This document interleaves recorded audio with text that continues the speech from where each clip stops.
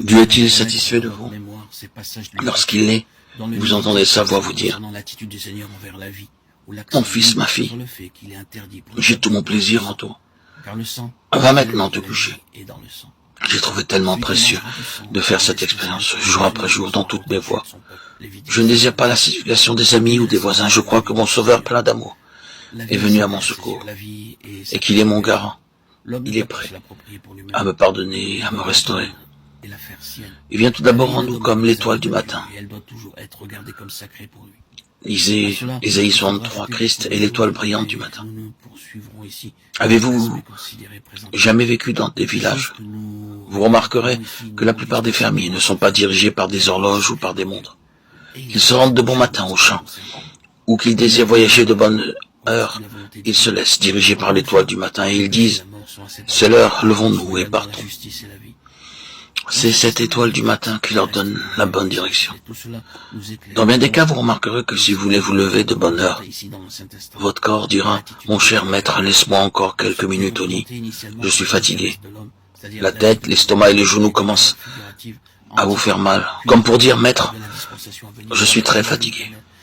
Laisse-moi encore dormir, s'il te plaît.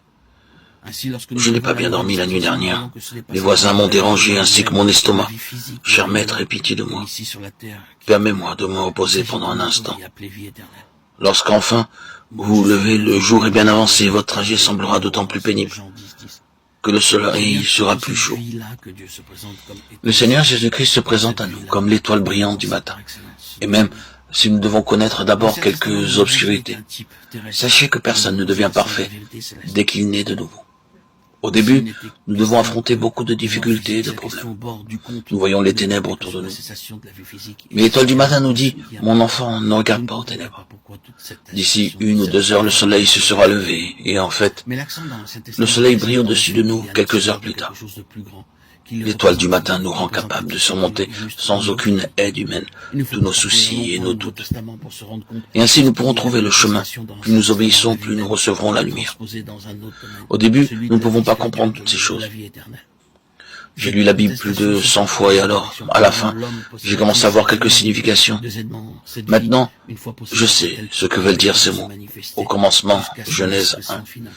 Je n'ai pas saisi le sens tout de suite et souvent je m'endormais en disant: après de nombreuses années, ces mêmes chapitres ou versets ou passages sont devenus nouveaux pour moi. Nous voyons la lumière de Dieu briller avec plus d'éclat sur notre chemin, à condition que nous recevions la parole de Dieu comme étant la parole de Dieu, et que nous nous exercions à demeurer à genoux jusqu'à ce que Dieu nous parle. Au commencement, ne posez pas trop de questions à Dieu. Contentez-vous d'une seule: Seigneur, ma vie te donne-t-elle satisfaction?